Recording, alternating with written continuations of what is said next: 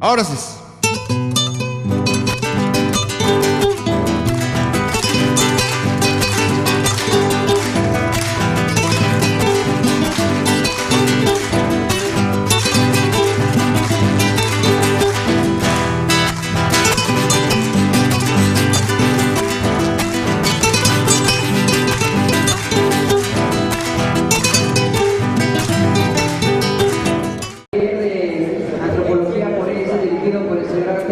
Para el cual pido una foto de aplauso, por favor.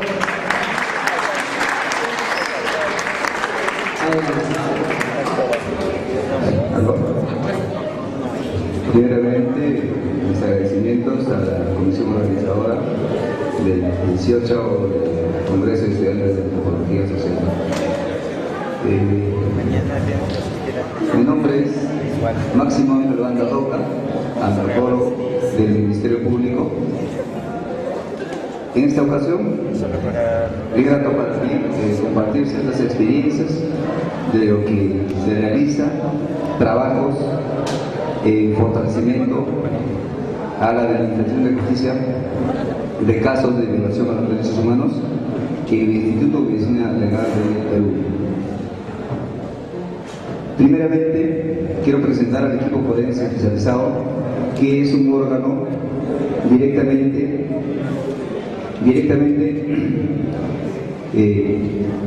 administrado por el Ministerio Público y la Fiscalía de Nación. Tenemos en Ayacucho un laboratorio que agrupa varias áreas de trabajo, de equipos de profesionales, de antropólogos, arqueólogos, odontólogos, médicos, asistentes. Digitación es otra área también que se ha generado básicamente para poder fortalecer el aspecto de base de datos. Ahí ven ustedes, es el equipo forense especializado de Ayacucho. En la capital, ciudad de Lima, tenemos la parte administrativa.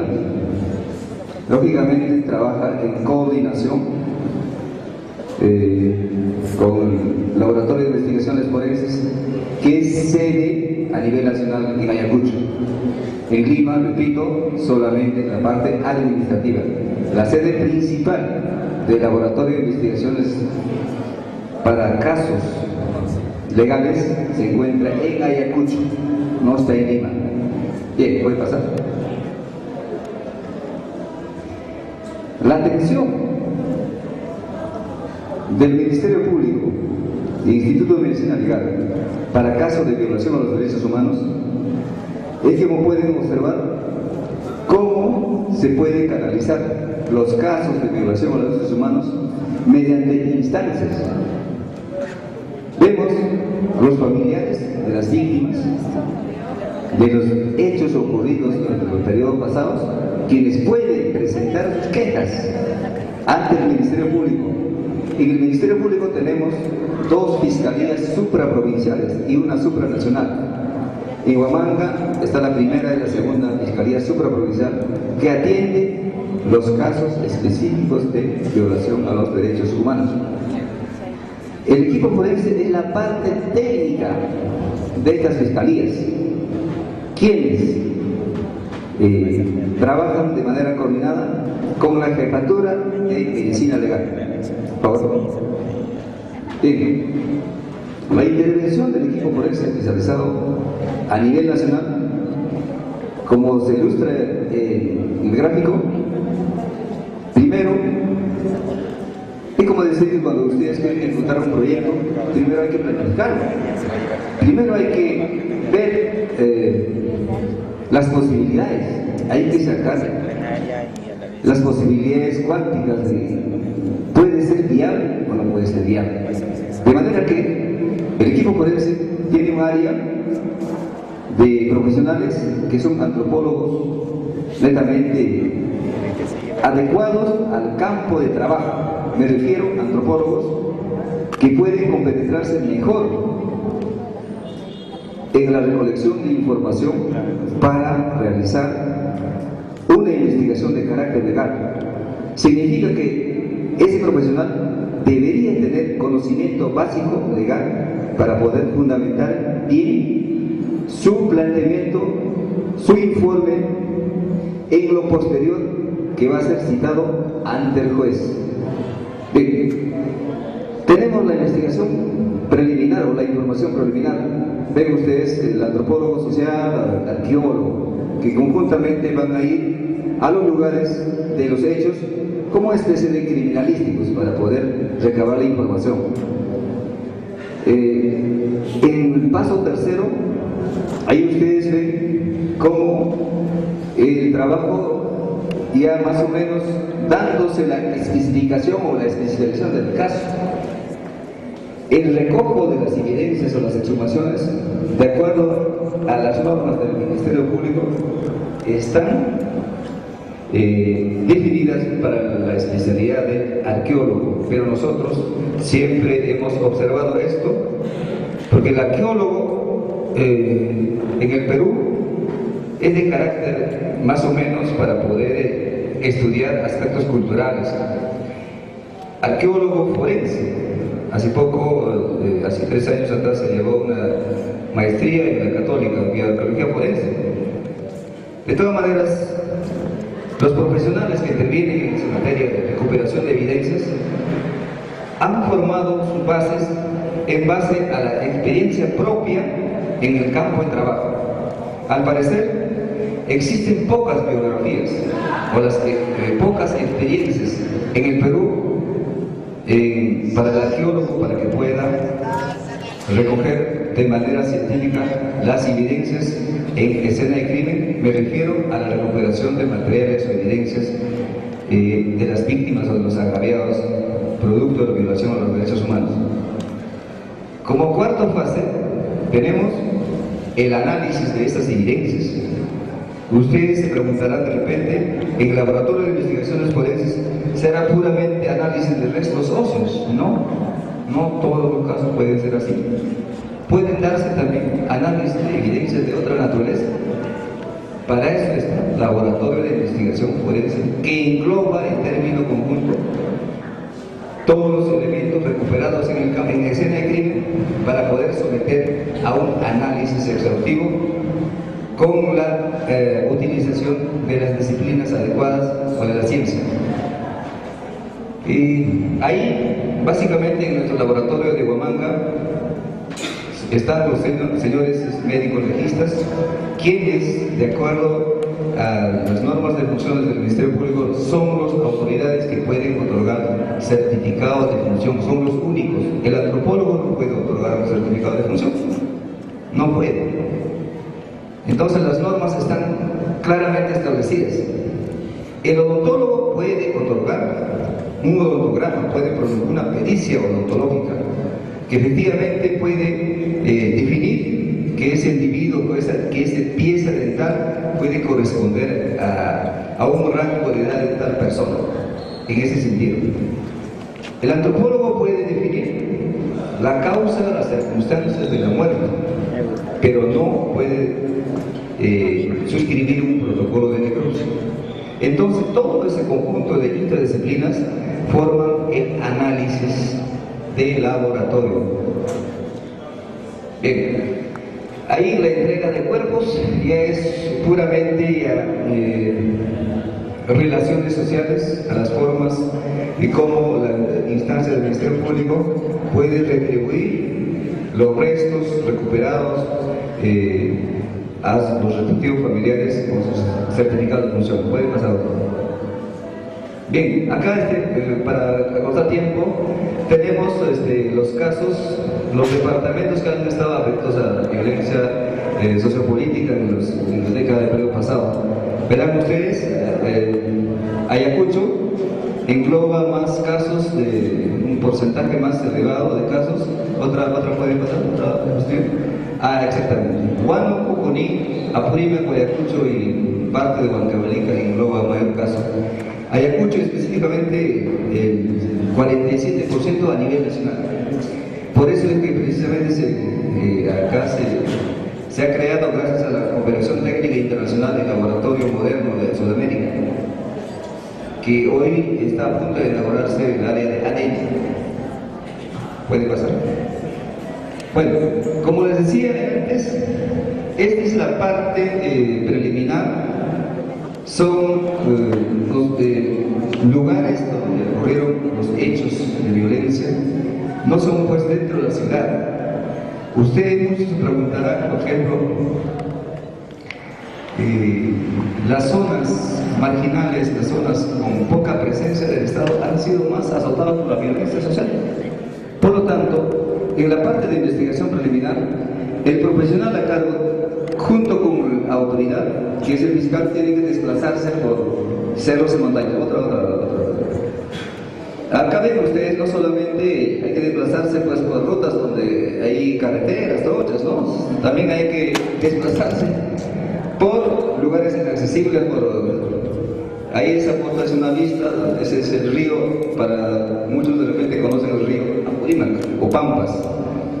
En cierta altura ya el río es bastante encañonado, entonces el profesional tiene que caminar toda esa subida hasta llegar a la escena del crimen o lugar de los hechos. Pase otro, por favor. Bien, acá tenemos otra prospección. Ya todos estos trabajos, como ustedes se imaginan, se realiza en coordinación con los familiares. Es que ellos son los que van a indicar los lugares referidos, dónde están enterrados, qué es lo que ha pasado, qué es lo que se ha generado, por qué están denunciando. Entonces, como peritos, como profesionales de cargo, tenemos que ver todos esos detalles para poder generar nuestra hipótesis de trabajo y para posterior planificación de exhumación. Puede pasar, por favor. Bien, hay veces se requiere la presencia o, digamos, un respaldo, porque hay zonas convulsionadas, todavía aún en Bray, en Huánuco, que se requiere todavía que el equipo forense tiene que estar resguardado o se requiere garantías. Por lo tanto, el Estado tiene que garantizar esa seguridad para poder investigar los hechos ocurridos en materia de derechos humanos. ¿Puede pasar? Este es un trabajo netamente de exhumación. Y de repente acá hay jóvenes arqueólogos, pueden ver claramente cómo se realizan los trabajos. Es la apertura misma de la presunta fosa.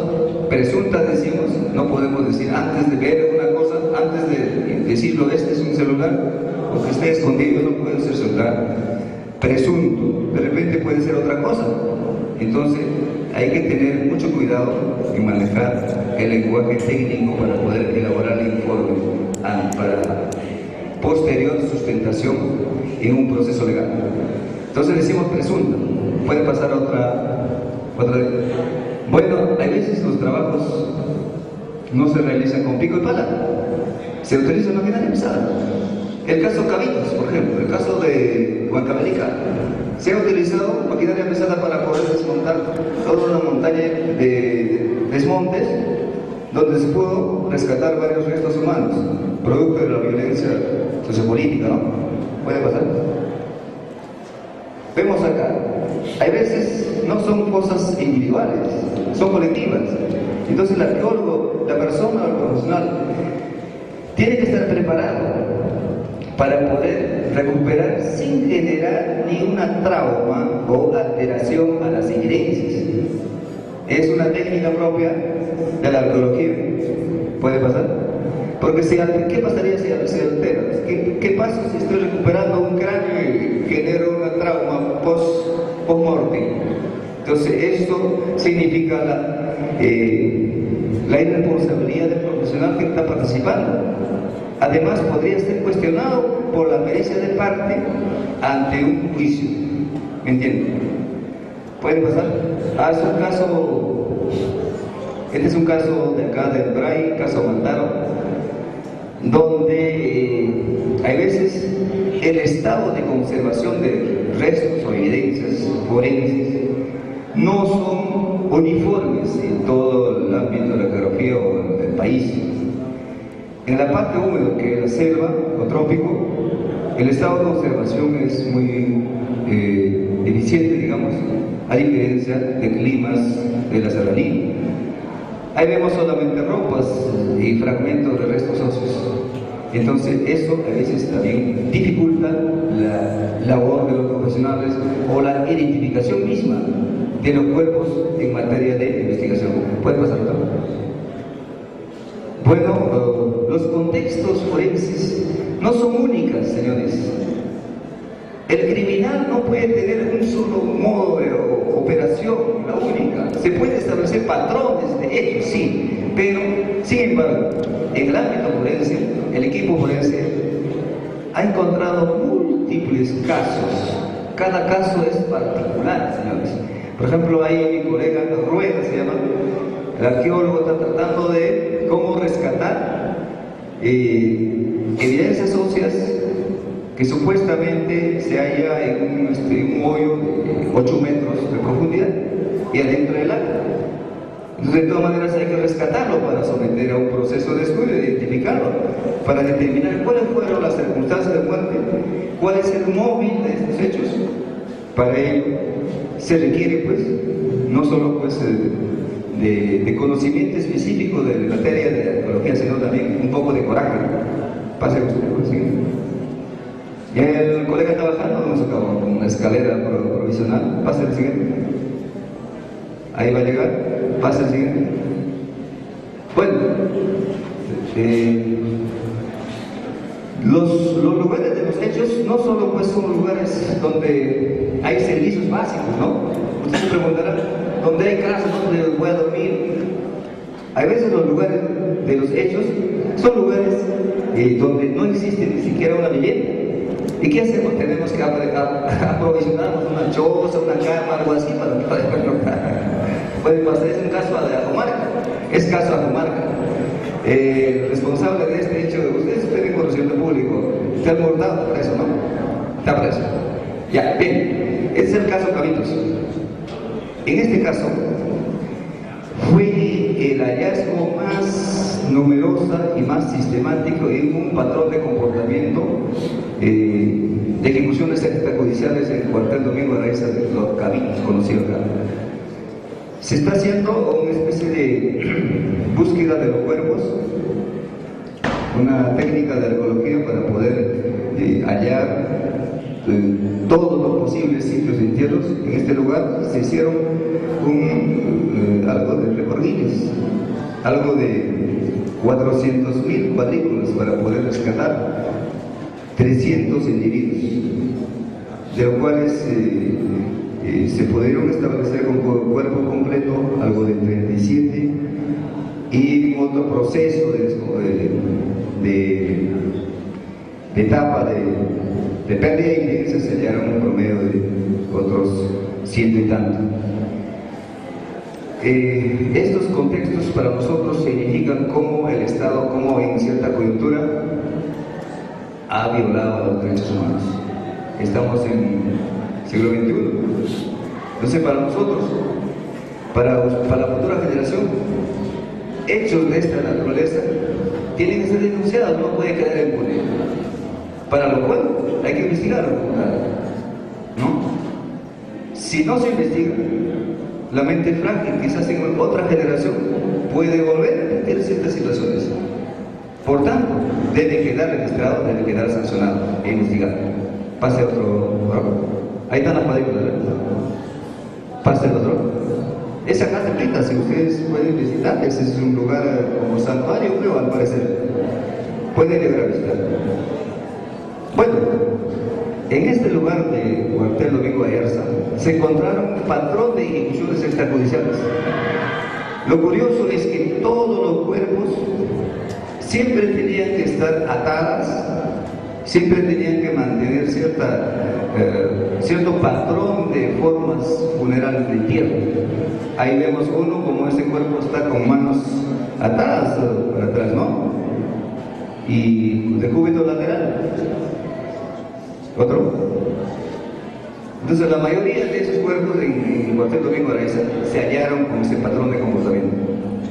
Esta es una cosa común, bueno, los restos están más descompuestos con poco estado de conservación. Para el arqueólogo, para el profesional que puede recuperar individualizadamente todos los cuerpos, es un trabajo tedioso, demanda días, a veces puede ser meses. El siguiente, por favor. Bueno, acá estamos en cadena causal. La cadena causal significa cómo una evidencia o un elemento hallado en la escena de crimen debe ser adecuadamente embalado en la presencia de la autoridad, en la grada rotulada, en que debe transportarse el personal policial hasta el laboratorio de investigación de forense. ¿Ya puede pasar lo siguiente? El medio de transporte. Por suerte, el laboratorio de investigaciones forenses de Ayacucho cuenta con movilidad, cuenta con equipamiento logístico necesario. Gracias a ello, por ahora se está atendiéndose mayor número de casos. Estamos sobrepasando el 30% de los casos de violación de derechos humanos a nivel nacional en atención en un periodo de tiempo desde 2003 hasta la actualidad. ¿Cuántos son? En ese tiempo. Pero sin embargo, tenemos todavía la perspectiva de atender. Tenemos más casos, aparecen más casos. Espero que con la ayuda de la futura generación, nuevos profesionales, estudiantes que van a ingresar, que van a dar a su granito de arena, podemos contribuir a resolver otros casos más para poder, como dicen, curar las heridas de los familiares de tantas víctimas. Ahí vemos el trabajo de análisis, cómo esas cajas llegan, o las evidencias llegan en una bolsa totalmente lacrada y por los segmentos óseos. Vemos en mesa de trabajo, este no es el laboratorio por si acaso. Hay veces tenemos un laboratorio móvil suficiente que puede desplazarse un médico, un antropólogo físico, un odontólogo, en la presencia de la autoridad. Ya podemos armar un laboratorio móvil, señores, en el mismo escena de crimen para poder determinar o identificar, resolver, avanzar el proceso de investigación. Puede pasar por. Tenemos acá un esqueleto, resto óseo humano, en posición anatómica y en regular estado de conservación. Ven ustedes, los arcos costales están totalmente fragmentados, producto de mala conservación o ciertos factores tafonómicos que han afectado a la conservación de los restos óseos. Entonces, el trabajo que se realiza en el laboratorio de investigaciones forenses es analizar. Es igualito que un cadáver fresco puede llegar a la morgue. En el morgue, el necropsiador tiene que aperturar todas las cavidades craneales, torácicas. ¿Y para qué? Para poder tener un elemento de juicio cuáles son las consecuencias de su deceso. Puede pasar. Bueno, vemos acá, a veces nos vienen casos de cementerios. En los cementerios los restos tienden a conservar su tejido blando, solamente está deshidratado, tejido blando está conforme.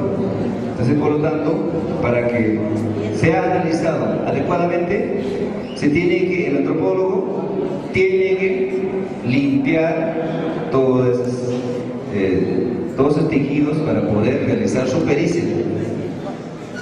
Además, pero en este caso nos puede servir para temas de ADN suficientemente potencial la muestra, porque tenemos también tejido blando, ¿no? ¿Puede pasar lo siguiente? Acá tenemos otros aspectos ya de especialidad de balística. El antropólogo debe tener criterio básico de conocimiento de lo que es formas, maneras, circunstancias de muerte. Debe conocer los elementos básicos de la criminalística o la balística. El punto de la flecha roja está indicando un orificio de ingreso con bisel interior, de ingreso presuntamente de un proyectil arma de fuego. presuntamente, yo no puedo decir que efectivamente fue producto de arma de fuego. ¿Qué tal ha sido de algo contundente? Un fierro podría ocasionar similar orificio también. Un objeto punzante. Por eso la palabra más adecuada es presuntiva. Puede pasar. Acá tenemos las orientaciones de los ingresos de los presuntos proyectiles. ¿Sigue pasando? Tenemos acá, por ejemplo, a ver, les pregunto, cuando una persona, ¿cuáles son las partes vitales del cuerpo?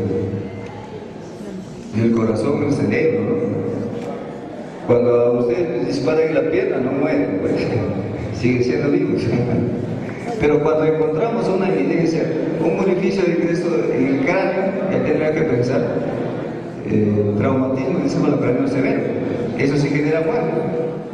Cuando vemos un orificio de ingreso de un presunto proyectil, arma de fuego, en una de las vértebras, también tenemos que pensar que esta persona no necesariamente haya muerto, de repente se quedó vegetativo, porque por ahí pasa por ese producto del médula espinal. ¿Entienden? Entonces, estas evidencias halladas en el análisis laboratorio nos están orientando para poder esclarecer o aclarar los hechos ocurridos en la escena de crimen. Puede pasar así. Lo mismo, hay varias orientaciones de ingreso y salida. Puede pasar lo siguiente. También, cuando ustedes encuentran un ingreso en el hueso esternón, un orificio de bala, ¿qué es lo que van a pensar? Esternón está acá por si acaso. Si encuentra un orificio en el esternón, automáticamente va a pensar que traspasó el corazón. Algo así. Entonces, eso podría ser la posible causa de muerte de esa persona. ¿Puede pasar lo siguiente? Bueno, al final de todo este trabajo tedioso, el equipo forense especializado termina en identificar todos los cuerpos en materia de estudio y, en coordinación con las autoridades y familiares, entregar todos los cuerpos a los familiares para que puedan realizar la cristiana sepultura en esos lugares de origen. Es un caso de Santo Tomás de Plata, Huancavelica, donde se analizó más de 150 cuerpos exhumados de diferentes fosas comunes de ese lugar. Y se está haciendo la entrega a los familiares, respetando todo el marco, como antropólogos. No solamente somos pues, como objetos así, sino también tenemos la parte de sensibilidad, la parte de costumbre. Hay, por ejemplo, está el señor sacerdote que tenía que dirigir algunas palabras relacionadas a los hechos, ¿no? Bueno, sí puede seguir pasando. Este es el laboratorio. Y muchas gracias, señores. Espero que he tenido...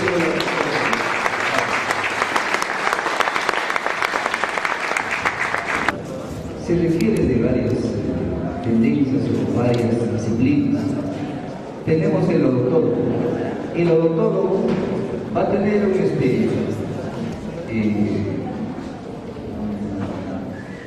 una regla de medición para poder medir la raíz dental, para poder determinar si esa raíz que está mediendo estaba desarrollando y a qué edad corresponde. ¿Me parece? Entonces, sí lo tenemos, sí lo tenemos. Por ejemplo, el antropólogo, para poder medir el orificio de ingreso para salir del arma de fuego, tiene que utilizar un instrumento que tiene que garantizar qué tipo de orificios, qué dimensiones le han generado. Para eso tenemos. Para poder calcular la estatura del individuo estudiado. También tenemos, todos esos equipos se encuentran en el laboratorio de investigaciones forenses. Tenemos, por ejemplo, ahí habrán visto en una de las diapositivas, el cráneo que está, perdón, el esqueleto anatómico ubicado en la mesa de trabajo está al costado de la placa radiográfica, no sé si se ha visto. En la placa está claramente especificados, puntitos, negritos así, la evidencia de plomo. La evidencia de plomo significa que esta persona ha tenido un impacto de granada y las esquinas o las pólvoras se han incrustado y han quedado con unos marcadores y en la placa radiográfica se nota claramente. Sí lo hay en laboratorio. Bueno, no será pues un equipo sofisticado del mundo, pero sí lo hay lo necesario. Así se puede resolver. ¿Alguna otra pregunta, compañera? Yo quería preguntar qué pasa con los cuerpos que no son identificados. O sea, por el tema de los desaparecidos, creo que tienen todo, no sé si un almacén, pero de cuerpos que no han sido registrados o que las muestras no permiten identificación. O sea, ¿qué hacen con estos cuerpos? Perdón. Cuando mencioné antes los procesos de la investigación, para poder intervenir nosotros realizamos una planificación. Al realizar la planificación, nos tenemos básicamente la factibilidad, si puede realizar o no se puede realizar ese trabajo de aspecto legal. Ahora, tenemos por experiencia, por ejemplo, el caso Chumla. En el caso de Paraje y Chuchibayo se hallaron varias cosas comunes, pero nosotros solo teníamos registrado 4 fosas. En las 4 fosas teníamos un indicador a través de la información que estarían 4 cadáveres, pero sin embargo, en el momento de hallazgo de las evidencias aparecen 12, 15, 20. ¿Me entienden? Entonces, esos restos que ya nos escapan de la responsabilidad, de todas maneras son recuperadas por el profesional a cargo de integradas en laboratorio. Y están como NN.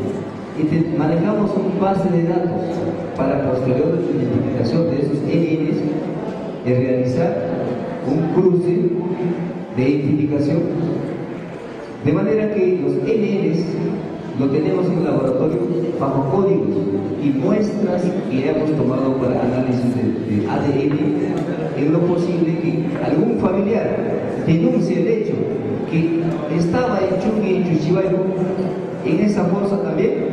Entonces aumenta el número de víctimas para esa fosa y se somete al análisis de ADN, o simplemente se tuviera que analizar de manera antropométrica. No sé si me he resuelto su caso.